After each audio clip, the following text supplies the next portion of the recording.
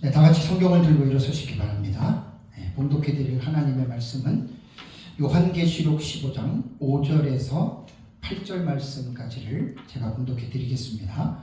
이것은 하나님의 말씀입니다. 또 2일 후에 내가 보니 하늘의 증거 장막의 성전이 열리며 7 재앙을 가진 7 천사가 성전으로부터 나와 맑고 빛난 세마포 옷을 입고 가슴에 금띠를 띠고 네 생물 중에 하나가 영원토록 살아계신 하나님의 진노를 가득히 담은 금대접 7을 그 7 천사들에게 주니 하나님의 영광과 능력으로 말미암아 성전에 연기가 가득 차매 7 천사의 7 재앙이 마치기까지는 성전에 능히 들어갈 자가 없더라. 아멘. 네, 자리에 앉으시기 바랍니다. 제가 성경 봉독할 때 성경 들고 일어서시라고 하는 말은 하나님의 말씀이기 때문에 우리가 이 말씀을 들을 때 그래도 사람 편에서는 또 이해를 갖추고 하나님의 말씀에 대한 경외하는 그러한 자세를 갖추기 위해서 제가 이제 성경을 들고 좀 일어서시라고 이제 말씀을 드립니다. 오늘은 요한계시록 15장에 대한 내용을 가지고 제가 이제 4시간째 지금 강의를 합니다. 오전에 첫째 시간에는 15장 1절에 7 천사가 7 재앙을 가졌다. 요 기록된 문맥에서 이 문맥과 전 문맥과 후 문맥에 대한 상호 연관성을 살펴봐야 된다 그랬죠. 성경을 우리가 이해할 때 가장 중요한 자세가 문맥에 대한 이해입니다. 그래서 문맥이 닿다. 그 말은 뭐냐면 앞뒤에 있는 내용과 이해가 됐다라고 하는 말이고요.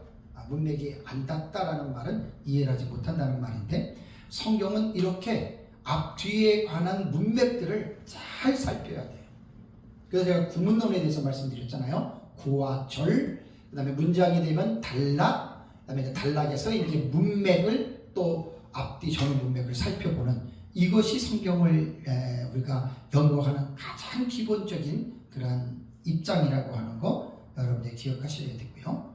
그 다음에 이제 15장 2절에서 4절까지는 7번째 나팔은 아닌데 불이 섞인 유리바닷가라고 하는 다른 계시가 삽입이 된 거예요. 그죠? 그래서 요한계시록은 6장 이후부터 19장까지는 본경과 삽경의 상호 교차 구조 우리는 그렇게 보기 때문에 본경군과 삽경군을 6장부터 여러분들이 읽으면서 딱딱딱 이거를 정리를 하셔야 돼요. 그래서 이제 그것이 내용상 구조로 볼 때는 이 사건이 기록된 대로 일어나는 게 아니에요. 사건이 도치가 돼요. 그런 것들을 우리가 확인하기 위해서 이제 그런 기본적인 지식을 갖춰야 되고, 그래서 이제 두 번째, 세 번째 시간에 말을 했고, 이번 시간의 마지막 시간으로는 이제 5절부터 8절의 내용입니다. 또 2일 후에라고 하는 말입니다. 또 2일 후에 내가 보니 이게 카이메타 에이돈이에요. 또 2일 후에 어떤 사건이 일어난 후에 그 다음에 내가 보았다. 카이 에이돈인데 뭘 봤냐면 하늘의 증거 장막의 성전이 열리며 7 재앙을 가진 7 천사가 이 내용을 지금 본 거예요. 그러면 우리는 기록된 순서로 볼 때 여러분 11장 15절 한번 같이 가보십시오. 11장 15절을 다시 보시면 11장 15절에 7째 천사가 나팔을 불매 그랬죠. 그죠? 7번째 나팔이 11장 15절에 불린 거예요. 그리고 이제 거기서 15절에서 19절까지는 7번째 나팔이 내용하고는 상관이 없는 그냥 서방적으로 쭉 설명을 했어요. 세상 나라가 우리 주와 그의 그리스도 나라가 되어 천년 동안 왕노릇한다. 그러면 이제 보좌에 앉은 24장로가 하나님께 얼굴을 떼고 경배하고 감사하고, 그 다음에 이제 하늘에 있는 성전이 열리고 그 안에 보니까 번개와 음성들과 우리와 치니가 큰 우박이 있더라. 이건 7번째 내용은 아니에요. 본 내용은 아니에요. 그러고 나서 이제 12장을 가면은 다른 계시가 계속 삽입된 거예요. 12장, 13장, 14장. 그래서 7번째 나팔은요, 11장 15절에서 19절 다음에 15장 1절로 곧바로 가셔야 돼요. 사건을 연결할 때는. 중간에는 다 삽입 계시니까. 또 하늘에 크고 이상한 다른 이적을 보매 일곱 천사가 일곱 재앙을 가졌으니, 그러면 11장 15절에 일곱 천사가 나팔을 불었다. 그 나팔을 불 것만 나왔지, 나팔을 불고 나서 15장 1절에 보니까 일곱 천사가 일곱 재앙을 가졌다. 요 내용을 살짝 한번 진보적으로 보여주고, 그 다음에 2절과 3절 불이 섞인 유리바닷가는 일곱 번째 나팔이 아니에요. 다른 내용이 삽입이 됐고, 그 다음에 조금 전에 봉독했던 15장 5, 6, 7, 8절이 일곱 번째 나팔이 이거다라는 거예요. 핵심이 7절이죠. 하나님의 진노를 가득히 담은 금대접 일곱을 그 일곱 천사들에게 주었다. 그러니까 일곱 번째 나팔은요, 11장 15절, 15장 1절, 15장 7절, 딱 이게 일곱 번째 나팔입니다. 근데 이 일곱 번째 나팔의 인터벌을 두 번의 인터벌을 가졌다 그랬죠. 아까 전 시간에 칠판에 그려준 거 기억나시죠? 네, 막간계시 두 군데에 두 번의 인터벌을 갖고 결국 일곱 번째 나팔은 뭐냐? 일곱 대접이라는 이야기입니다. 그래서 일곱 번째 나팔이 결국 일곱 대접인데, 요 과정이 가장 범위가 넓어요. 수급이라고 그러죠. 범위가 가장 넓다라고 하는 말입니다. 그래서 이제 이번 시간에는 이제 5절부터 본문의 내용을 5절부터 보는데요. 682페이지, 제 책이 682페이지에 나옵니다. 일곱 천사가 일곱 대접을 받음이라는 말이 나오죠. 자, 사도 요한이 불이 섞인 유리바닷가의 환상을 본 이후에 그의 시야에 또 다른 환상이 보였습니다. 카이에이터, 카이에쿠사. 그리고 내가 보았다. 그리고 내가 들었다. 이제 이런 식이에요.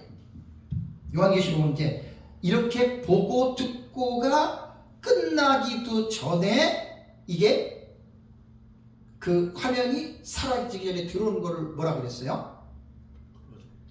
네. 그게 무슨 기법이라 그랬어요? 네? 클로즈 아니에요. 네. 이거요. 화면이 샥 들어오는 거. 오버랩. 네. 오버랩이 지는 거예요. 네. 오버랩이. 이 요한계시록 때 왜? 내가 봄에하고 보다가 또 내가 봄에. 예, 한 장의 장면이 마치기 전에 또 본 거예요. 이게 오버래핑이에요. 오버래핑 ing 이렇게 기록된 게 요한계시록의 문학적 기법이라고 볼 수가 있습니다. 자, 그래서 이제 여기에서 제8봉경 일곱 번째 나팔은 제8봉경 계시가 되거든요. 여기 지금 5절에서 8절까지가 여기에서 이제 보니까 이제 15장에 우선 5절을 보십시오. 5절을 보니까 또 이 후에 내가 보니 하늘의 증거 장막의 성전이 열렸다. 자, 보십시오. 하늘의 증거 장막의 성전은 11장 19절에 나옵니다. 11장 19절에 보면은 언약궤가 있는 하나님의 성전입니다. 자, 11장 19절에 보면 이에 하늘에 있는 하나님의 성전이 열리니, 이게 증거 장막의 성전 그거예요. 열리니 성전 안에 있는 하나님의 언약궤가 보이며 또 번개와 음성들과 우레와 지진과 큰 우박이 있더라. 이게 19절에 나오는 거예요. 11장 19절에. 그럼 여기서 이제 5절에 보면은 하늘의 증거 장막의 성전이 열렸어요. 그걸 지금 사도 요한이 본 거예요. 여기 보면은 증거 장막의 성전이라고 하는 말이 나오죠. 호나우스테스 스케네투 그다음에 마르티리우 이렇게 나오잖아요. 그죠? 요게 증거 장막의 소유인데 여기에 보면은 두 개의 원문을 보면 소유격을 갖습니다. 물론 이건 제 실력으로 발견한 게 아니라 이제 그 이필찬 교수 책에 원문 서기를 잘 해놨거든요. 그걸 제가 가져와서 여러분들에게 설명을 해드리는 거예요. 이제 잘 들어보세요.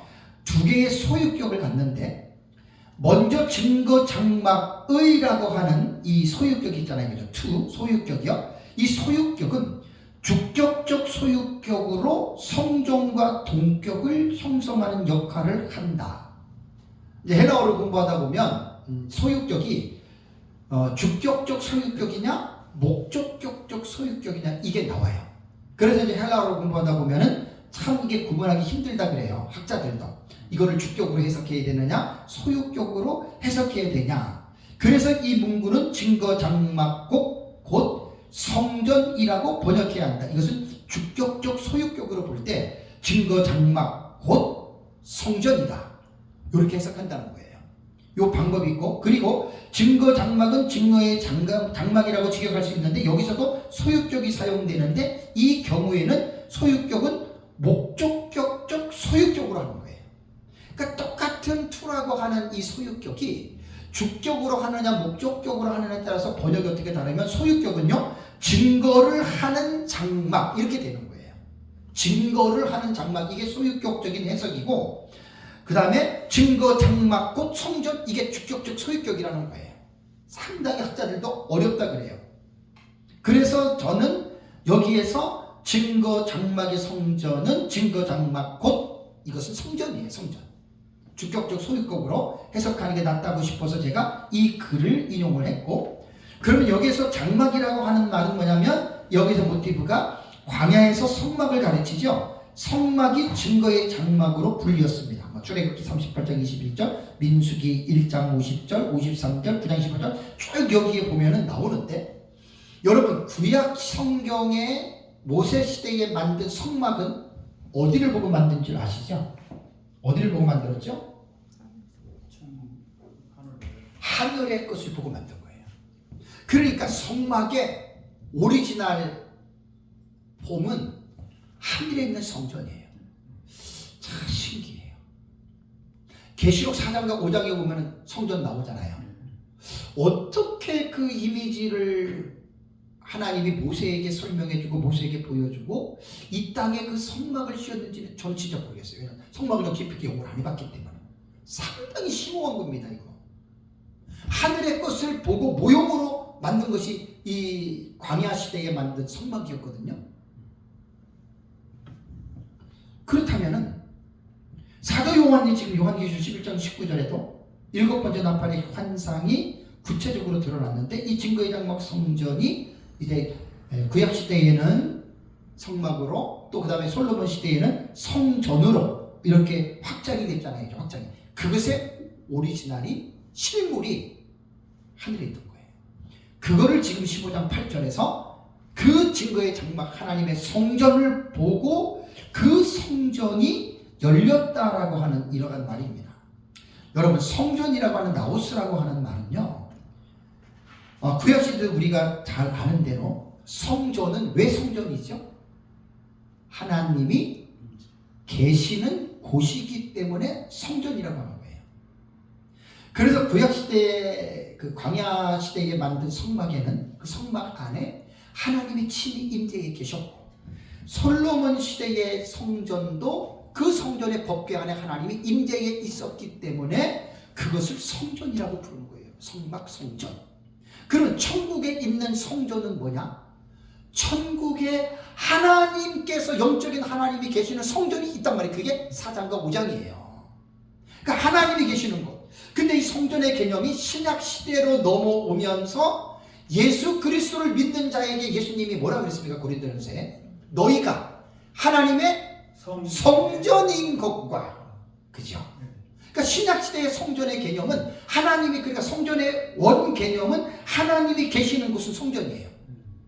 구약시대에는 장소, 그 공간 장소에 하나님이 계셨기 때문에 성막 성전이라고 했지만, 신약시대에는 예수 그리스도를 영접하고 믿는 사람들의 심령 속에 하나님이 계셨기 때문에 너희가 하나님의 성전이다. 그러니까 신약시대 예수님이 오시고 나서 성전의 개념은 건물의 개념이 사라진 거예요. 그러니까 하나님의 임재, 하나님이 계시는 곳은 다 성전이다. 이렇게 되는 거죠. 그 성전문이 열렸다고 하는 말은 하늘에 성전이 어떻게 해요? 있어요? 없어요? 있는 거예요.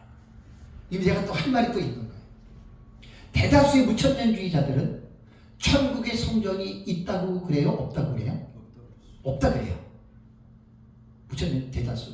저도 옛날에 무천년 시대 천국의 성경 없다 그랬거든요. 그러면 그게 성경에 나와요. 어디에 나오느냐? 요한계시록 21장 21절에 22절에 보면은 성 안에서 내가 성전을 보지 못했다 그랬죠. 그러니까 성 안에 성전이 없는 거예요. 이거를 안타깝게도 사람들이 성경을 잘못 읽은 거예요. 자, 계시록 21장과 22장 5절까지는요.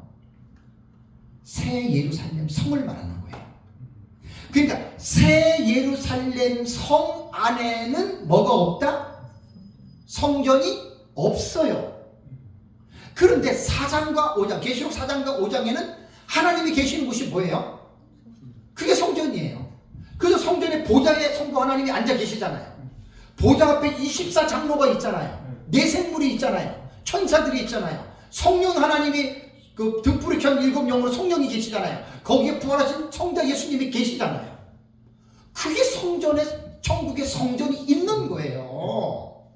하나님 자신이 그리스도 자신이 성전이신. 예, 그러니까 이제 뭘 착각하냐면 계시록 21장과 22장은 새 예루살렘 성을 말하는 거예요. 네, 그렇죠. 그 새 예루살렘 성이 천국의 전체가 아니고 천국의 일부분, 한 부분이에요. 그걸 이해를 못하는 거예요.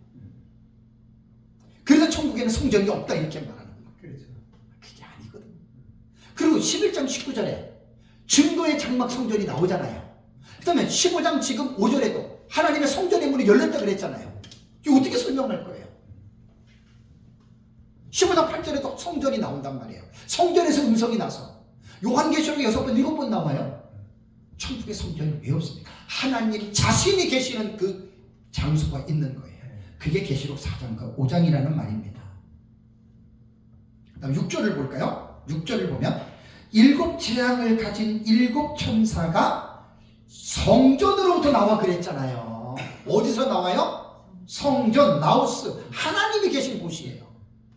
그냥 우리가 이제 교제신학을 배울 때 하나님의 편재성 그러잖아요. 편재. 하나님은 어느 곳이든지 간에 하나님은 계신다는 말이 편재성이잖아요.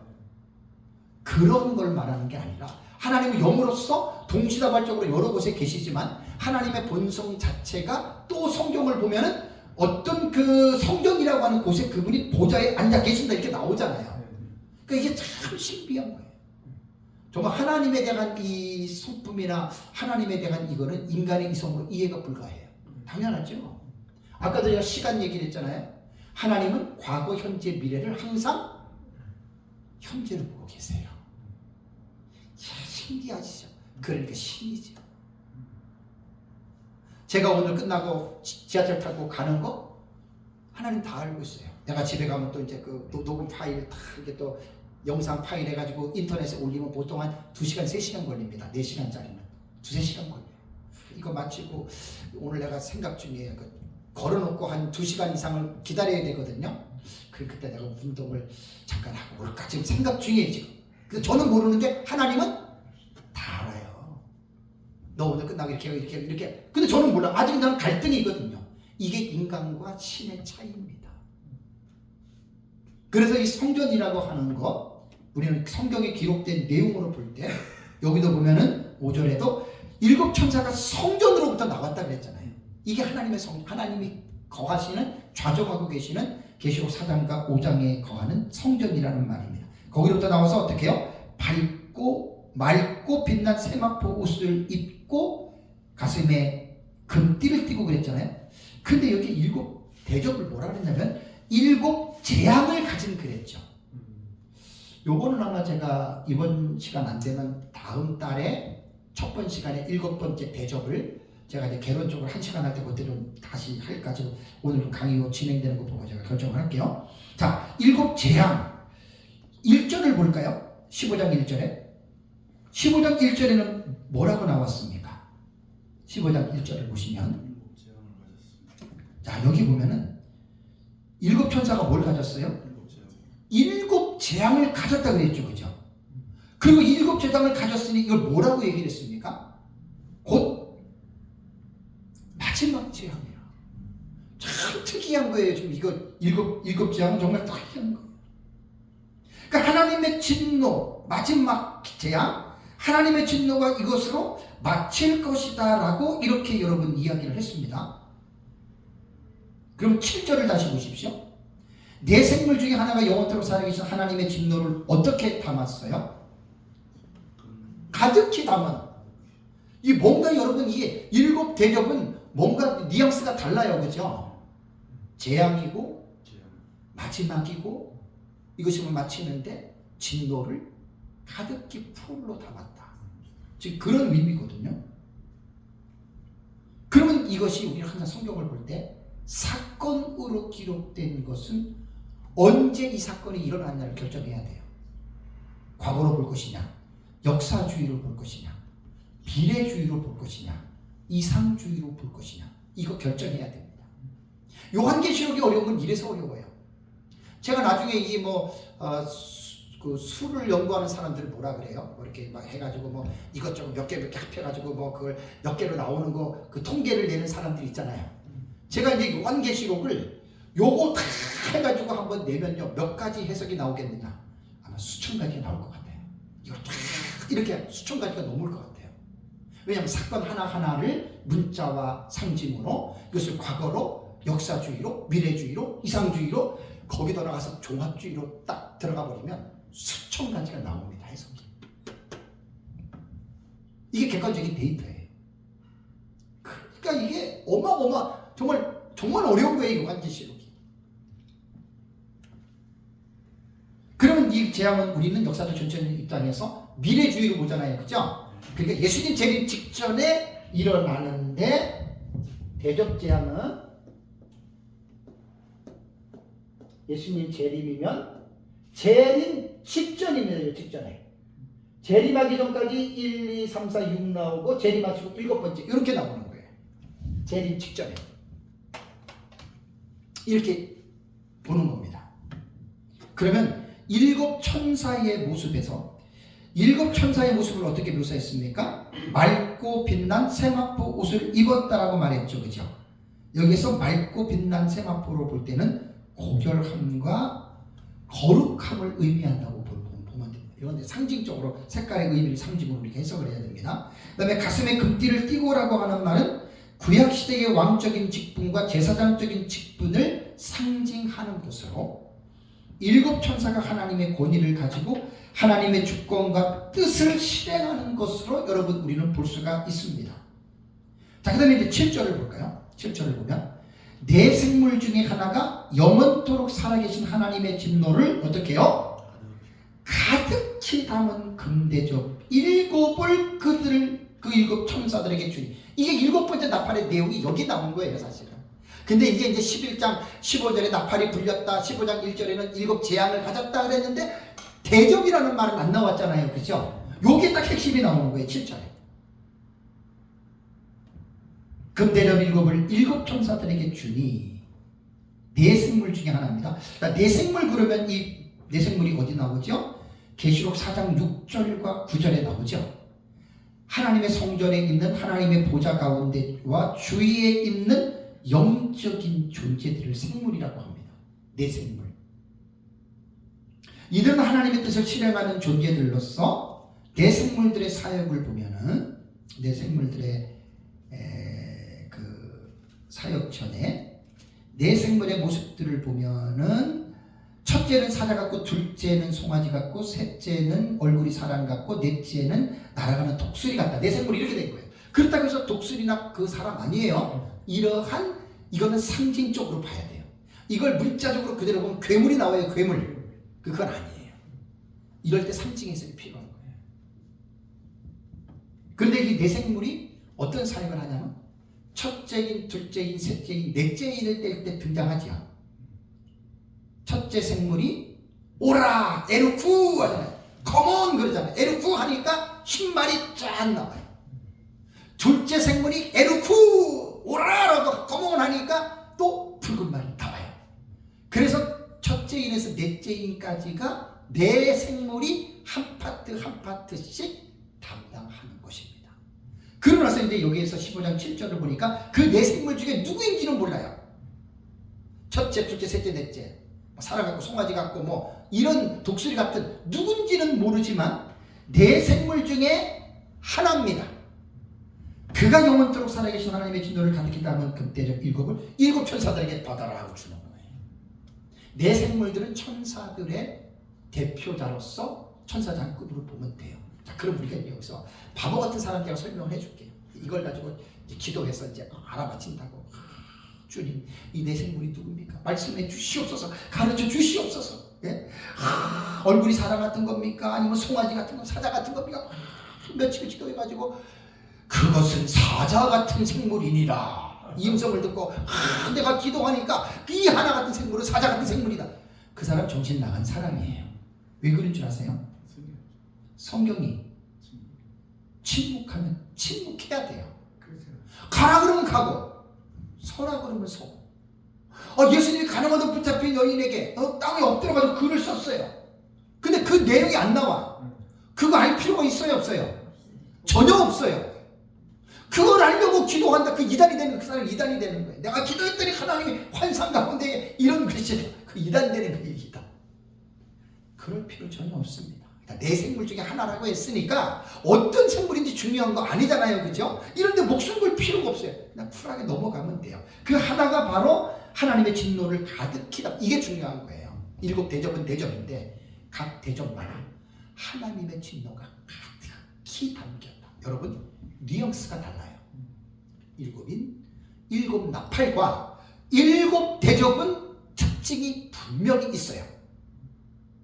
그 이번 시간 하면 제가 다음 달에 제가 이 부분 정리해서 여러분들에게 또 말씀을 드릴게요. 그러니까 아까 말씀드린 한 일회가 맞춰지는 요 시점에 내려지는 7 대접은 하나님의 진노가 아주 가득히 담겨있는. 그래서 이제 저희 교회에서 7 대접 설교를 이번 주까지 다 마쳤어요. 첫째, 둘째, 셋째, 넷째, 다섯째, 여섯째, 일곱째. 여섯째, 일곱째는 2시간씩 4시간 했어요. 9시간, 30까지 하면 10시간을 제가 한 대접을 1시간씩 했어요. 3년 전에는 첫째 대접, 둘째 대접을 2개 묶고서 했는데 이번에는 좀 더 자세하게 하느라고 한 절 가지고 1시간씩 다 설교를 했어요. 한번 꼭 들어보세요. 제 책은 아주 짧아요. 제 책 가지고는 1시간 못해요. 이걸 내가 늘려가지고 이번에 1시간씩 원고를 다 만들어 놨거든요. 그러니까 이것은 뭐냐면 한 일회가 마치면 예수님 재림하잖아요. 그 직전이에요, 직전. 그러니까 여러분, 내가 첫째 대접에서 7째 대접까지 설교를 했는데 와, 정말 어마무시합니다. 그러니까 어마어마하고 무시무시한 내용이에요. 진짜 진노를 가득히 담은.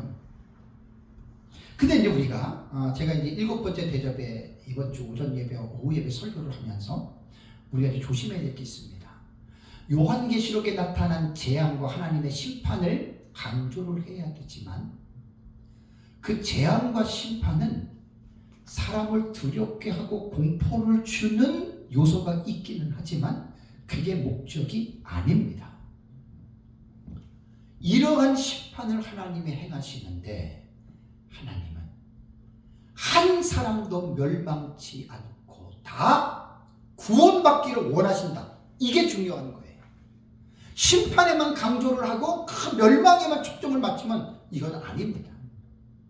그래서 디모데전서 2장 4절 기억나세요? 하나님은 모든 사람이 구원을 받으며 모든 사람이 진리를 알기에 이르기를 원하시느니라.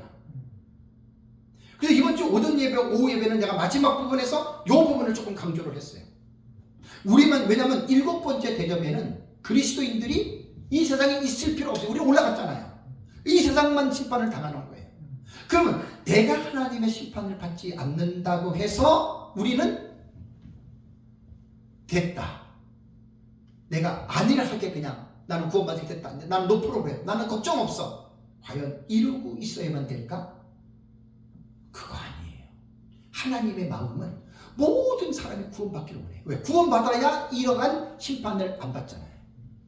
그래서 가깝게는 우리 가정입니다. 가족들, 친척, 그 다음에 친구들, 지인들. 사실은 이걸 우리가 봐야 돼요. 세상 사람들 멸망 받는 거 보고 그거 가지고 우리가 손가락질하고 그러면 안 돼요. 우리도 다 전에는 본질상 진노의 자녀들이었잖아요. 허물들과 죄들로 우리는 다 죽었던 자들이었잖아요. 근데 값없이 하나님의 은혜로 우리가 구원받았잖아요. 그거를 자기 전하는 것이 전도고 복음입니다. 이걸 여러분 잊어버리면 절대로 안 됩니다. 그러다 보면 여기에서 하나님의 진노를 가득히 담아서 이제 첫째 대접도 이것도 대접은 끔찍합니다 진짜. 둘째 대접은 바다가요 죽은 자의 피같이. 나일 강에서 애굽의 강이 피로 된 것은 그건 그냥 피였기 때문에 물이 끈적하진 않았는데, 둘째 대접은 죽은 자의 피같이 끈적끈적한 거예요. 모든 생물 다 죽어요. 이렇게 얘기하면 교회 다니는 사람들도 에이 이럴 거예요. 난 그렇게 알아요. 왜? 하나님 말씀 못 믿어. 제가 이제 7 대접은 서론 시간 한번 잘 들어보세요. 이번에 내가 설교를 한 대접을 가지고 1시간 했던 것은 그만큼 이유가 있어요. 여러분, 바다는 지구의 71%를 차지합니다. 육지는 29%밖에 안 돼요. 그 바다가, 전체 바다가 죽은 자의 피같이 된다고 한번 생각해 보세요. 물론 이상주의자들은 그런 것 같이 큰 고통이 있을 것이 이렇게 하지만 우리는 문자적으로 해석하면 되니까요. 바다가 죽은 자의 피같이 돼요. 이 둘째 대접이에요. 셋째 대접은 대접을 강과 물 그늘에 쏟아요. 전부 다 물이 피가 돼요. 그때 살아있는 사람은 핏물을 마셔야 돼요. 여러분 이게 이해가 돼요? 제 말이 아니고 계시에 나와요. 대접 계시.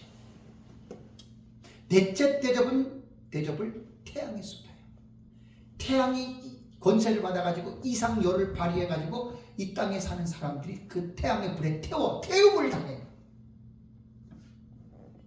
다섯 번째 대접은 짐승의 보좌에 앉은 자들과 짐승의 보좌와 그 짐승과 짐승의 보좌에 쏟기 때문에 사람들이 악하고 독한 종기가 나요. 첫째 대접도 짐승과 우상에게 경배하는 자들에게 독하고 악한 종기가 나거든요.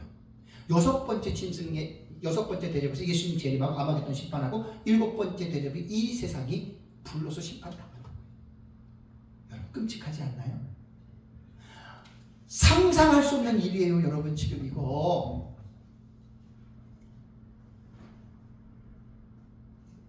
왜 그렇다면 왜 하나님의 이러한 어마어마하고 무시한 이러한 진노를 이 세상에 하나님이 쏟아 부어줄까?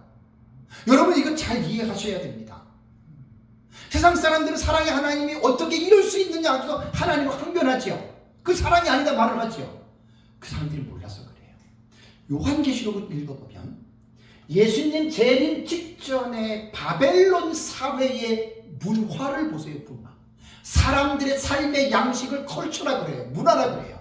그 문화 속에는 경제, 정치, 사회, 종교, 모든 군사, 외교 모든 것들이 다 들어가 있죠. 그죠? 그 문화를 여러분들이 한번 관찰해 보세요. 아까도 밥 먹으면서 얘기를 했지만 요한계시록을 연구하시는 분들은 모든 지식이 뛰어나야 돼요. 정말입니다, 여러분. 지금 옛날에 30년, 40년 전에, 40, 50년 전에 계시록을 연구했던 분들은 우상이 말하는 것을 그냥 텔레비 정도로 봤단 말이에요. 그죠?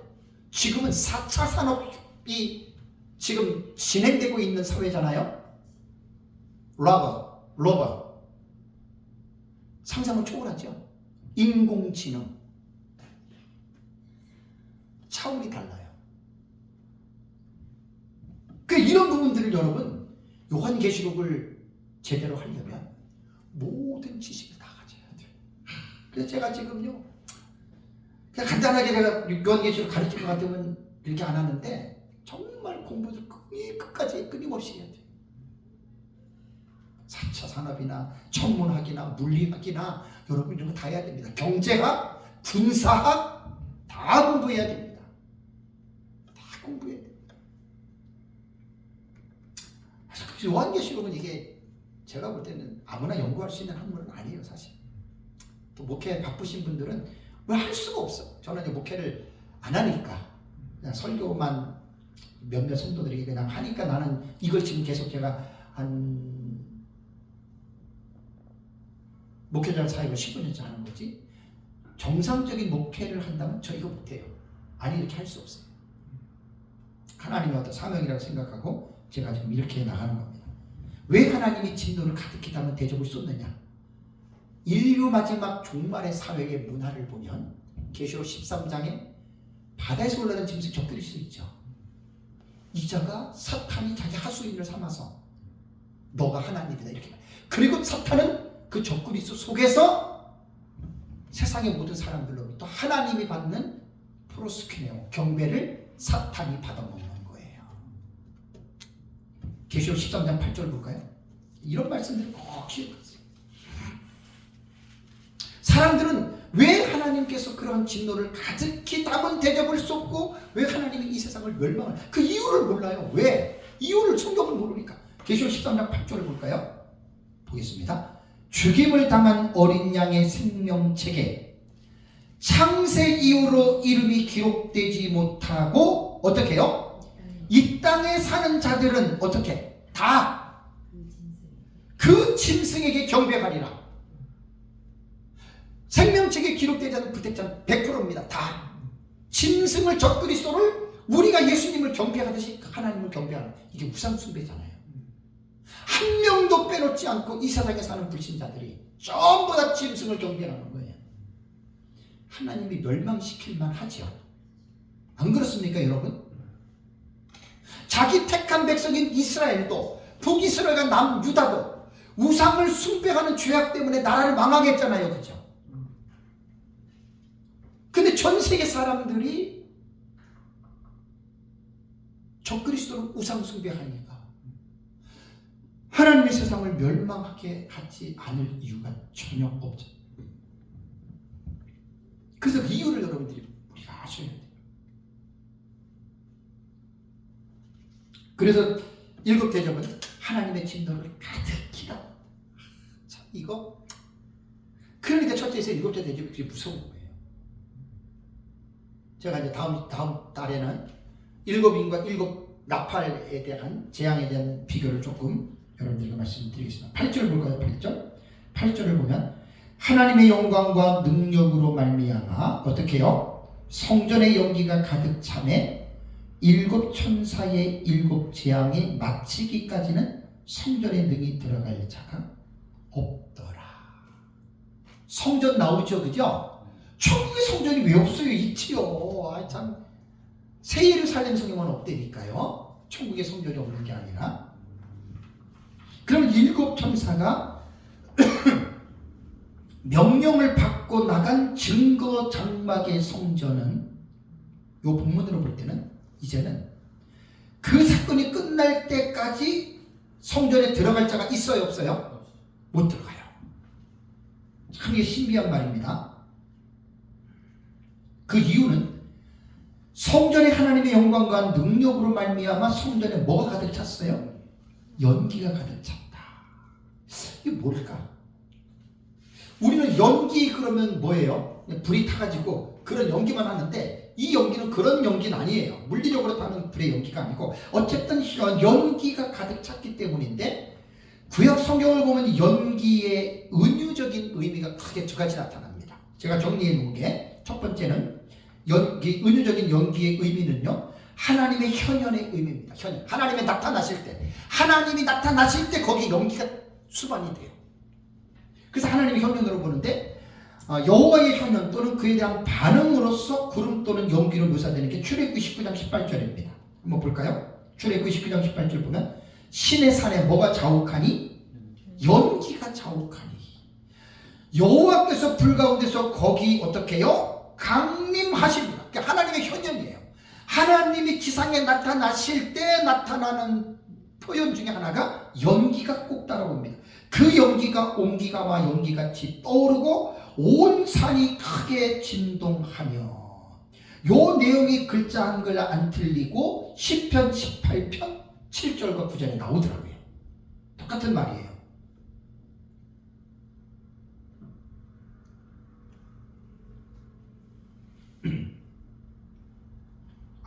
7절 9절 이거는 내가 3월상 잘못 봤어요. 그건 밑에 거고, 시편 18편 7절 9절 볼게요. 이에 땅이 진동하고 산들의 터도 요동하였으니 그의 진노로 말미암음이로다. 그의 코에서 뭐가 나와요?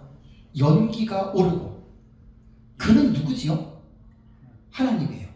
또 하나님의 코가 있대. 또 그 다음에 입에서 뭐가 나와요? 불이 나와. 사름이요. 그 불에 숯이 피었도다. 그가 또 하늘을 들이우고 강림하시니 그의 발 안에는 모두 깜깜하더라. 여러분, 하나님이 코가 있습니까? 하나님이 입이 있습니까?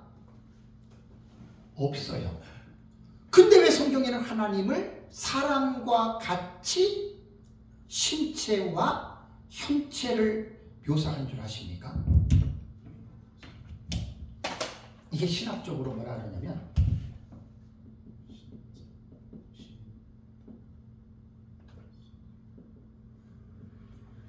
신인 동형 동성론적인 표현입니다.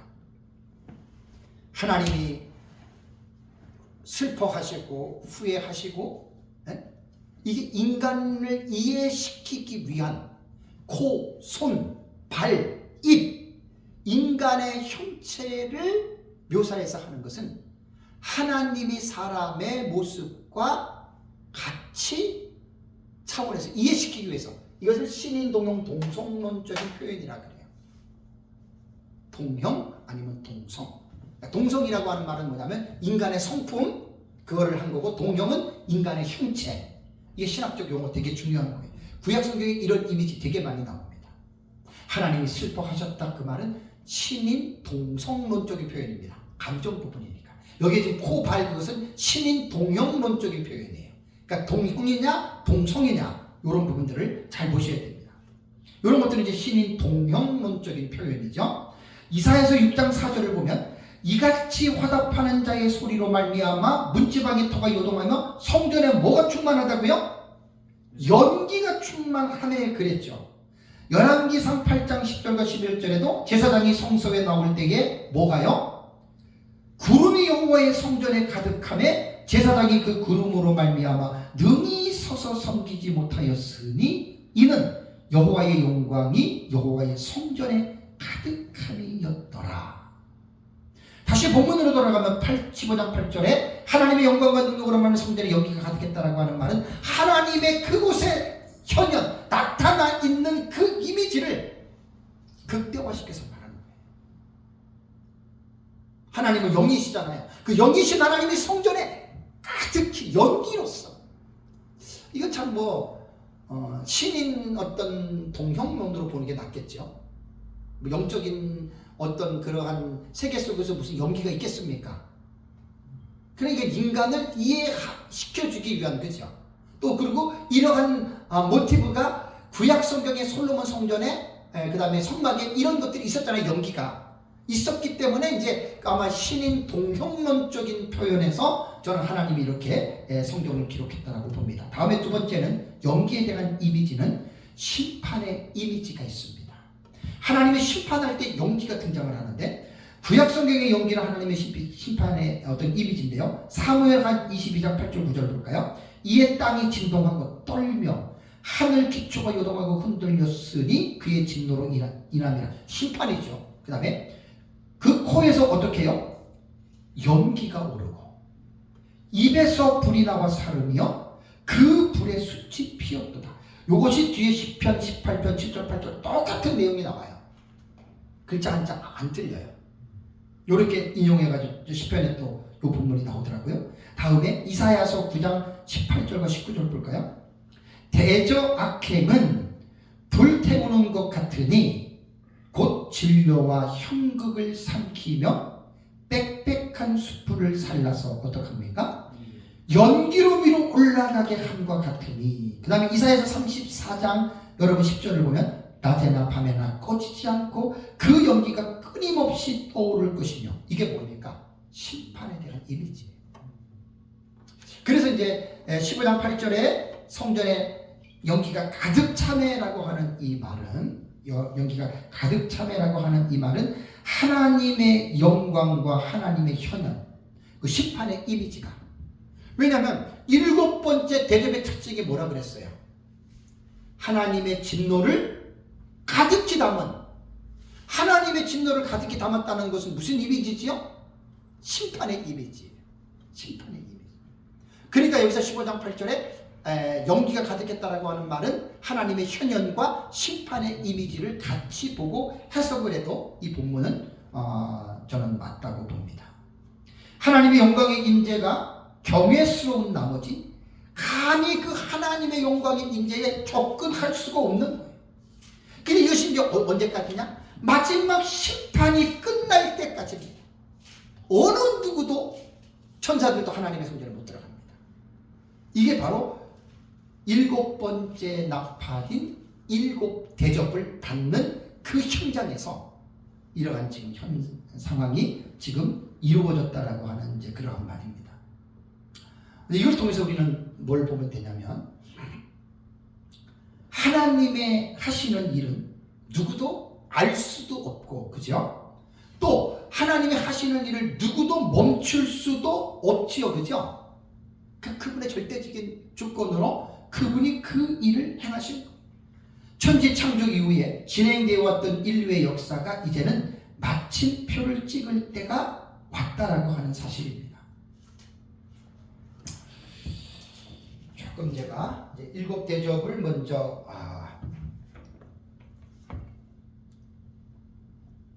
강의를 요걸 좀 전체적으로 좀 해야 되겠네요.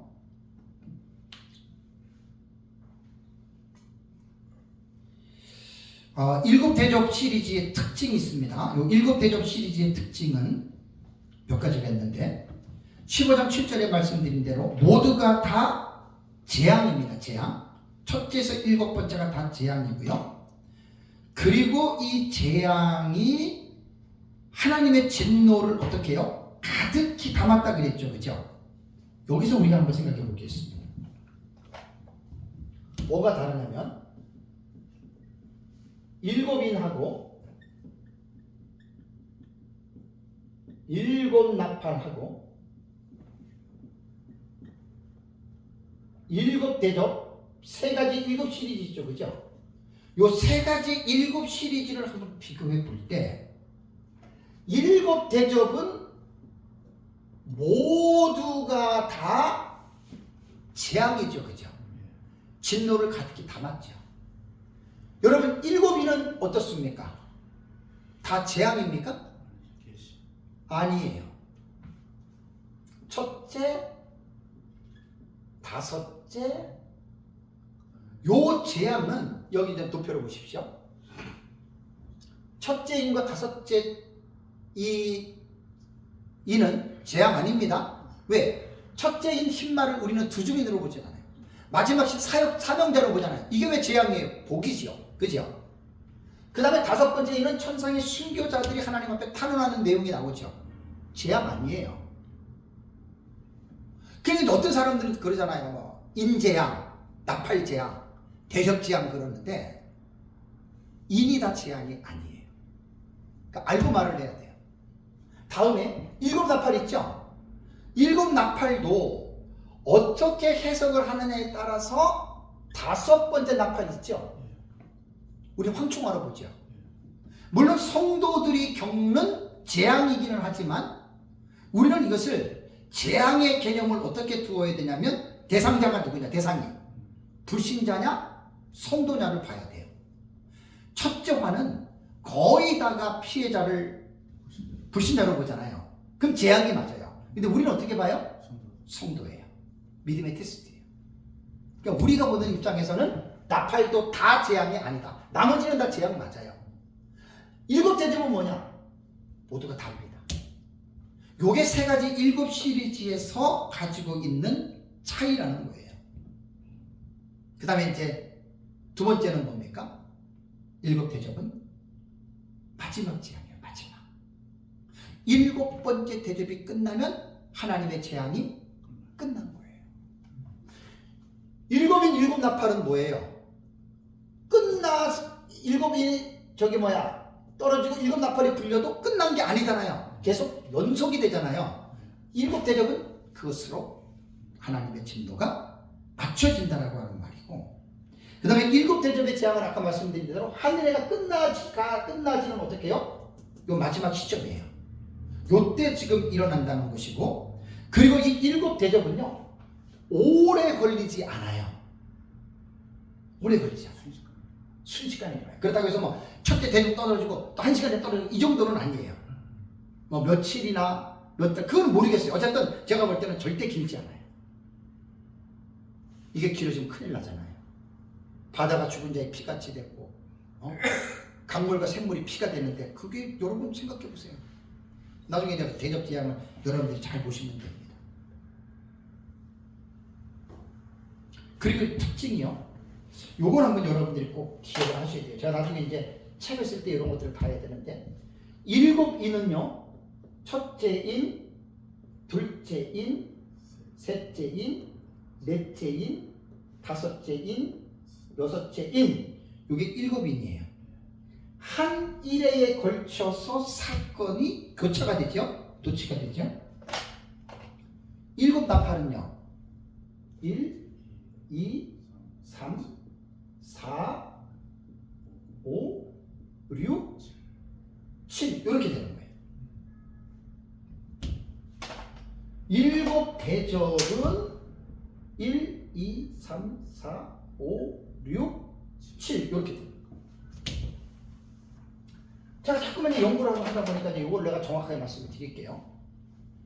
나팔 재앙과 대접 재앙은 단락의 해석으로 요것만 떼서 말하는 거예요. 그러니까 요한계시록을 전체적으로 6장과 19장을 볼 때는 동경과 삭경의 상호교차 구조 이건 맞습니다. 그런데 7인과 7나팔과 7 대접을 이야기할 때에는 7 대접은 동경과 삭경의 상호교차 구조로 이루어지지만 나팔과 대접은 전진적인 단락으로 해석이 되는 거예요. 순차적으로 일어났죠? 순차적으로 연대기적으로 여기 일어나는 거예요. 이것이 7 시리즈에 대한 특징입니다. 대접은 1, 2, 3, 4, 5, 6, 7. 또 하나의 특징이 뭐냐면 7인과 7 나팔에는 인과 나팔의 그 순서가 이루어질 때 삽입이 있었죠. 삽입이. 여기도 삽입이 나팔이 제일 많아요. 대접은 삽입이 하나도 없어요. 이게 7 대접의 특징이라는 거예요. 7 대접 재앙의 내용은 아까도 말씀드린 대로 이제 그건 여러분들 이제 제가 대접 시리즈에 대해서 설교할 때 여러분들에게 이제 말씀을 드리기로 하겠습니다. 그리고 이제 마지막에 한번 다시 내가 정리를 하면 여러분 이제 저도 공부를 하고 가르쳐 보니까 중요한 거는요, 여러분, 중요한 거는 한두 번 하면 안 돼요. 수십 번 해도 괜찮아요. 왜? 중요하기 때문에. 중요하기 때문에 그래요. 이 한두 번에서 여러분 다 들어온 게 아닙니다. 3가지 7 시리즈의 범위를 다시 보면은 7인이 있잖아요. 그죠? 7인이 어떻게 이루어지냐면 6장 1절에서 17절을 보면은 첫째에서 6째 인이 나오죠. 그죠? 6째 인 다음에 나오는 사건이 7장이 나와요. 시사만 사천하고 흰더기는 큰 물이. 그 다음에 나오는 것이 8장 1절에서 2절로 7인은 딱 삽입이 이거 하나밖에 없죠. 그죠? 이거는 직접 보셔야 돼요. 말씀드린 걸 직접 그려보면 7 나팔은 범위가 가장 넓다고 하는데 6장 1절에서 7인이었죠. 7 나팔은 8장 7절이에요. 7 나팔은 8장 7절에서 12절까지가 첫째에서 넷째 나팔입니다. 8장 7절에서 12절이 1에서 4 나팔이 되거든요. 그리고 나서 삽입이 뭐가 되냐면 8장 13절이 공중에 날아가는 독수리. 이거는 지금 삽입된 거예요. 그리고 나서 9장 1절에서 21절이 5에서 6 나팔이 나와요. 그 다음에 삽입이 되는 계시가 나와요. 삽입이 되는 계시가 나오는데 이것이 10장 1절에서 14절까지예요. 그 다음에 7번째 나팔은 11장 15절에서 19절까지가 일곱째 나팔이 불려지죠. 불려지고 여기에 삽입된 계시가 또 들어가요. 여기 삽입된 계시가 들어가는 게 12장, 13장, 14장이 들어가요. 그 다음에 이제 15장 1절이 아까 첫 시간 소개했잖아요. 일곱 번째 대접이 되는 바이고, 그 다음에 또 삽입이 들어가는 게 15장 2절에서 4절까지 불이 섞인 유리바닷가가 나오고, 그 다음에 들어오는 것이 15장 5절에서 8절이에요. 다음에 일곱 대접. 일곱 대접은 16장 1절에서 1절에서 11절이죠. 자, 이렇게 됩니다. 그럼 여러분 보세요. 세 가지 일곱 시리즈를 스코 범위로 볼 때,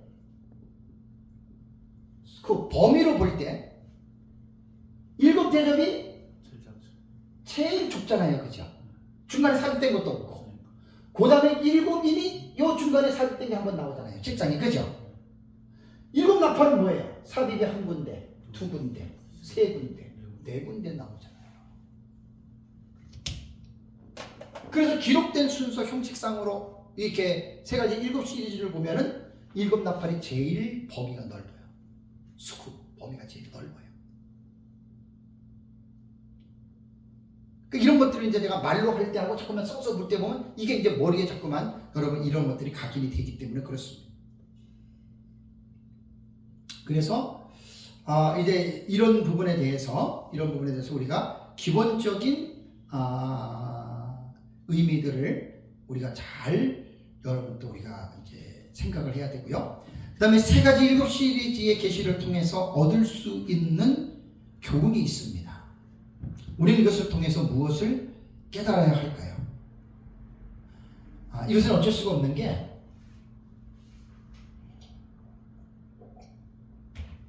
어떤 신학의 입장으로 보느냐에 따라서 다릅니다.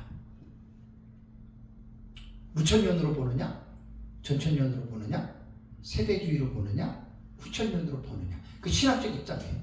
그 자기가 보고 있는 이 신학적 입장에 따라서 이게 해석이 달라져요. 느낌이 달라져요. 예를 들면 사건의 해석으로 볼 때 과거주의 해석이라고 생각해보시죠.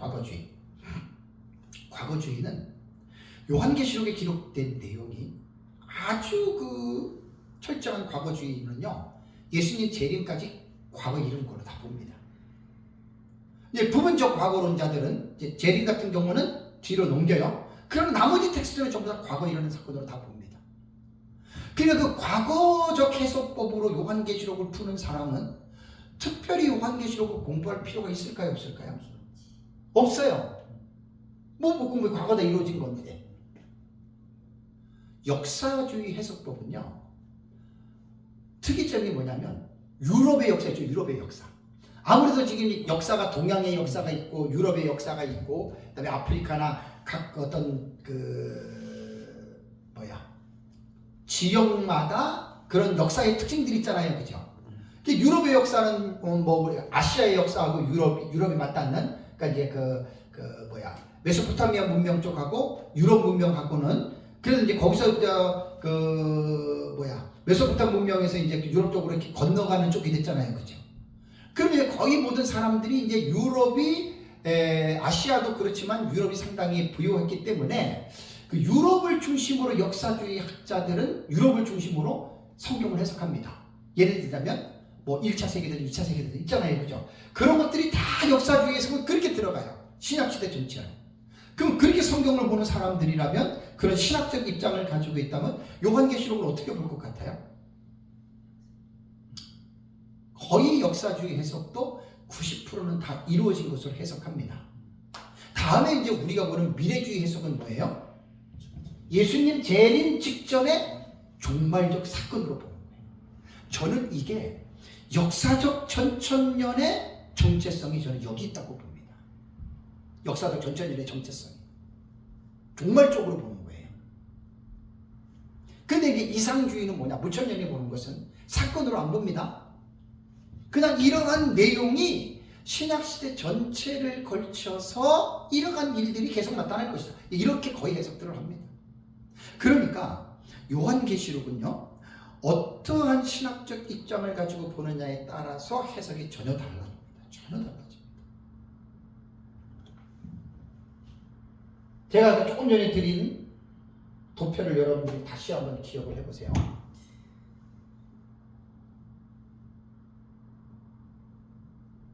우리가 보는 여러분 해석은요,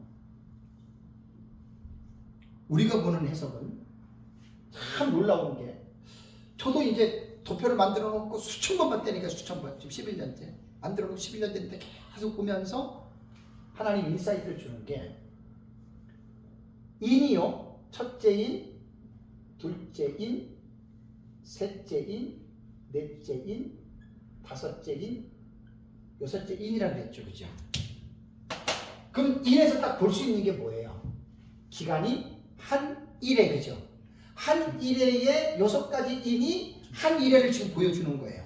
그 다음에 7번째 인이 나팔이죠. 네 나팔이고, 5번째 나팔이고, 6번째 나팔이고, 7번째 나팔이고, 그 다음에 7번째 나팔이 7 대접으로 나오죠, 그죠? 이렇게 나온단 말이에요. 인, 나팔, 대접. 이거를 제가 정말 하나님의 은혜입니다. 인으로 볼 때 6장에서 첫째 인에서 여섯째까지 한 일회를 대략적으로 하나님 보여주신 거예요. 한 일회에 이러이러한 사건이 일어날 것이다. 그리고 7번째 인에서 7번째 인일 때니 잠시 동안 고요하죠. 시간적으로 보면 30분입니다. 잠시 동안 고요하다가 7 나팔 가진 천사가 나오죠, 그죠? 그리고 나팔과 대접을 보면은 이것이 한 일의 기간 동안에 이것이 일어나죠, 그죠?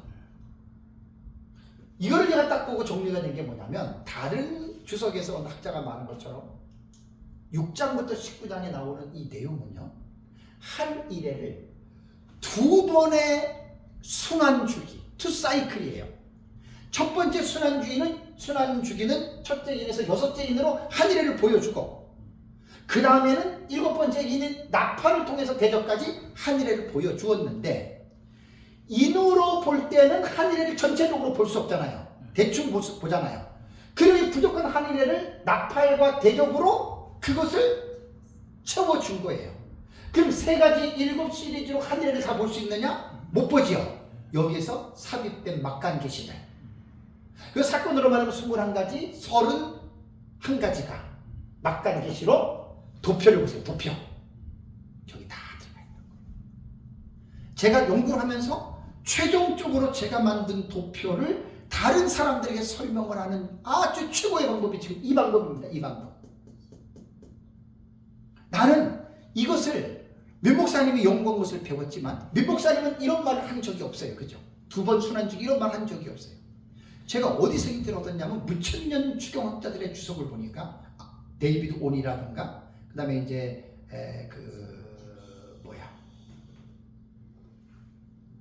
웨스트민스터 그 신학자 누구죠? 그레고리 빌. 네. 그 다음에 이제 이필장 교수도 요한계시록 박사학위 받은 사람 처음이잖아요, 우리나라에서. 그런 사람들의 글들을 보니까 자기들이 알고 있는 무천년의 신학의 종말론을 너무 멋있게 쓴 거예요. 내가 그걸 보면서 부러웠어요. 우리랑은 전혀 다르잖아요, 그죠? 우리랑은 전혀 다르지만 우리 편에서 좀 누군가가 글을 쓴다면 좀 그렇게 신학적으로, 좀 학문적으로 좀 멋있게 써야 되지 않겠어요? 거기에 저는 도전을 받은 거예요. 거기에 도전을 받아서 제 책을 쓸 때 이제 스타트로 제가 이제 그런 것들을 보면서 제 나름대로 글을 지금 써가는 거예요, 지금. 요거 지금 한 일회에 2번의 순환 주기를 통해서 하나님께서 6장부터 19장에 하나님 계시하셨다. 요게요, 핵심적인 말이잖아요. 그죠? 저 도표를 보고 설명해 보세요. 뭐라고 얘기를 하겠어요? 어떤 사람들은 미목사님들 변호사님들 제 도표를 막 이제 천수 막 해가지고 갖다 있는데 제가 염려되는 건 뭐냐면 저처럼 이렇게 구사를 해야 되는 거예요. 그냥 첫째 인력이, 둘째 인력이, 셋째 인력이, 맞벌력이 이거는 그렇게 별로 중요하지 않아요. 아니 모르는 것보다는 난데 제가 지금 저걸 만들었기 때문에 제가 저거를 해설을 해줘야 돼요. 안 그러면 지 멋대로 저걸 가지고 마음대로 이상하게 말할 수 있어요. 그러면 여러분은 잘못된 거예요.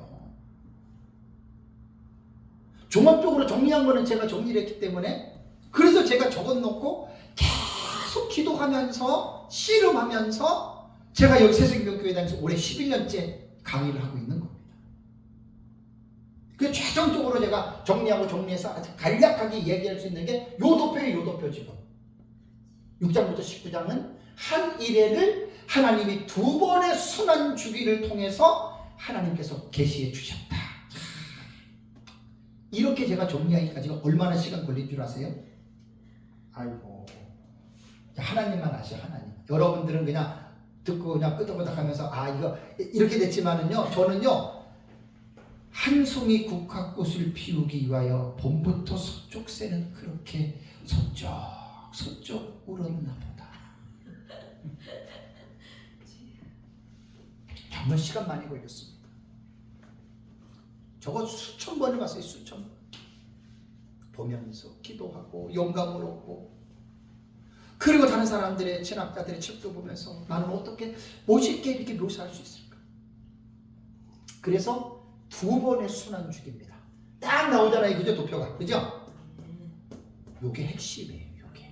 요게. 우리 회장님은 지금 들어와서 이거 좀 못 들으셨어요. 아주 중요한 말. 두 번의 순환주기를 통해서. 그래서 제가 운동장 비유를 했잖아요. 한 바퀴를 돌았어. 한 바퀴를 돌 때는 자세히 못 봤어요. 대충 뜨문뜨문 봤어. 첫째 인이 이런 일곱인이 이거예요. 여섯째 인이. 근데 두 바퀴를 돌 때는 정신을 차리고 보는 거야. 여기 이게 있었네. 그리고 두 바퀴를 돌고 나니까 운동장 트랙의 주변을 다 알았어. 투 트랙이 이겁니다. 나팔하고 대접입니다. 그래서 하나님이 한 일회를 두 번의 순환 주기를 통해서 사도 요한에게 계시를 해줬어요. 세대주의도 한 일회를 해석하지만 이런 거는 상상도 못합니다. 세대주의는 쭉 이렇게 보고, 이거는 이제 우리가 보는 입장에서 제가 해설을 하는 거예요. 지금 설명을 하는 거예요. 이것이 이렇게 된다. 자, 이제 마지막으로 제가 687페이지 밑에를 보겠습니다. 687페이지. 인류 종말의 한 일회의 기간이 도래하면 요한계시록에 기록된 내용대로 모든 일이 이루어질 줄을 믿으십니까? 여러분, 이거 분명하게 이해하셔야 됩니다. 성경을 믿어야 됩니다. 믿어야 됩니다. 알아서는 안 되는 거예요. 믿어야 돼요. 이 전개되는 걸 믿어야 돼요. 그래서 일곱 대접 재앙의 계시는 마지막 재앙이고 하나님의 진노가 이것으로 맞춰진다라고 하는 엄중한 경고의 메시지를 설교자들은 기억해야 됩니다. 이것으로 이제 하나님의 진노가 6장부터 시작해서 그냥 유브라데 전쟁은 세계 인구 3분의 1이 죽는 끔찍한 재앙들이 나잖아요. 그렇죠? 짐승에게 경배하지 않으면 막 죽이는 게 나오잖아요. 하루가 지나면 지날수록 이 재앙의 시기가 어떻게 해요? 가까워지는 거예요. 곧 예수님의 재림이 가까워진다라고 하는 말입니다. 예수님이 재림하면 결국 이 세상은 불로 심판하죠. 그리고 우리 역사적 전천년 신학적 입장으로 볼 때는 예수님 재림은 끝이 아니라 이 땅에서 천년왕국이 도래가 됩니다. 아까 우리 회장님하고 밥 먹으면서 얘기를 했는데 제가 아까 신진당부의 말씀을 드렸죠. 천년왕국은요, 너무나 지나치게 인간적인 상상을 그리면 완전히 코미디가 됩니다. 조심해야 됩니다. 그래서 제가 천년왕국의 책을 꼭 써야 돼요. 제가 연구한 것 같죠. 철저하게 계시 의존 사색을 통해서 나와야 됩니다. 너무나 허황된 얘기들이 많아요. 천년왕국이 역사적 전천년자들, 세대주의자들도 막 너무나 이상한 허무맹랑한 말들을 너무나 많이 해서 다른 사람들로 하여금 천연왕국에 거부감을 갖게 옛날부터 만들었어요. 파피아스 같은 경우는 포도나무 한 가지에 몇만 개의 송이가 달리고 그 몇만 개의 송이를 짜면은 뭐 몇십 개의 뭐 그 포도즙 틀이 나오고, 여러분 그 지나친 과대 묘사 아니에요? 그 과대 묘사예요. 파피아스가 그랬다니까. 그러니까 이제 그 시대 살던 교부들이 보니까 이건 말이 안 되는 거잖아요. 왜 그렇게 말을 했어요? 근데 성경에는 없는 거예요. 그래서 여러분, 천년왕국을 논할 때에는 정말 조심하셔야 됩니다. 정말 조심하셔야 돼요. 성경을 깊이 있게 늘 연구해서 그 안에서 여러분 해야 돼요. 그래서 우리는 그때가 언제인지 모르지만 현재를 살아가고 있는 우리 그리스도인들은 기도에 감사함으로 늘 깨어 있어야 됩니다. 주님 오실 때 부끄러움이 없는 신부단장의 삶으로 늘 준비하는 삶을 살아가는 것이 오늘날 현재의 그리스도인들의 삶입니다. 무천년주의자들이 역사적 전천년의 단점을 꼬집는 것 중에 중요한 거 하나 말씀해 드릴까요? 무천년주의자들이 역사적 전천년의 단점을 꼬집을 때 하나 이거 꼬집습니다. 당신들은 미래주의 해석을 하잖아요. 우리는 장차 될 일을 지금 이야기하잖아요. 그러니까 장차 될 일들에 빠져가지고 현실을 등한시한다는 거예요. 이게 역사적 전천년의 단점 중에 하나예요. 그래서 저는 역사적 전천년주의자들이 과연 그렇다면 그 성경을 잘못 본 거예요. 우리는 장차 될 일들의 미래에 대한 사실을, 우리는 사건을 믿지만 성경을 보면 현재 어떻게 살라 그랬어요. 현재 거룩한 삶을 살라고 말했잖아요. 그건 역사적 전천년주의자들 잘못된 사람들이에요. 그래서 6번째 대접, 지난주 제 설교를 들어보신 분들은 알겠지만 내가 도둑같이 오리니 그 다음에 예수님이 당부한 말이 뭐예요? 누구든지 인자가 올 때 자기 옷을 벌거벗고 다니지 아니하는 사람은 복이 있다 그랬죠. 그게 뭔 말이에요? 옷 벗고 다니는 게 아니라 부끄러운 삶을 살지 말라는 거예요. 항상 현재. 그래서 역사적 전천년주의자들은 미래에 일어날 장차 될 일들의 계시에 대한 소망을 갖고 살지만 here and now, 지금 여기라고 하는 현재를 절대로 여러분 우리는 무시하지 않습니다. 그래서 제가 책을 쓸 때에는 무천년주의자들이 역사적 전천년주의의 단점으로 말하는 그것이 여러분들이 잘못 보았다라고 제가 변증하고 싶은 거예요. 결국 역사적 전천년주의는 미래에 일어날 사실 때문에 절대로 현실을 우리는 무시하지 않습니다. 그래서 저는 현실을 말할 때 저는 상당히 제가 강조하는 거예요. 성경이 그걸 말하는 거예요. 현재, 오늘 깨끗하게 산다는 거예요. 최선을 다해서 산다는 거예요. 왜 역사적 전천년주의자들이 다른 사람들한테 그런 비판을 받습니까? 몰라서 그런 거예요. 그래서 베드로서 3장 10절 보십시오. 주의 날이 도둑같이 오리니 쭉 나가다가 3분의 1쪽 보십시오. 모든 일이 드러나니 이 모든 것이 이렇게 풀어지리니 그 다음에 너희가 어떠한 사람이 되어야 마땅하냐. 베드로가 말하는 거예요. 장차 불로 심판을 받는데 그렇다면 너희는 어떠한 사람이 되어야 하냐. 현실을 어떻게 살았냐. 그걸 말하는 거예요. 중간에 뭐라고 했습니까? 거룩한 현실과 경건함으로 하나님의 날이 임하기를 바라보고 간절히 사모하라. 현실을 거룩하게 살아가라는 거예요. 그 다음에 맨 밑에 보십시오. 그러므로 사랑하는 자들아 너희가 예수를 바라보라니 주 앞에서 어떻게 해요? 점도 없고 흠도 없이 평강 가운데 나타나기를 힘쓰라. 정말 우리가 장차 오실 예수 그리스도의 재림을 믿고 예수 그리스도의 재림 직전에 일어날 이러한 우리가 장차 될 사건들을 믿는다면 오늘이라고 하는 현실을 무시하지 말고 점도 없고 흠도 없고 평강 가운데에 거룩한 삶을 살아가시기를 주님의 이름으로 축복합니다.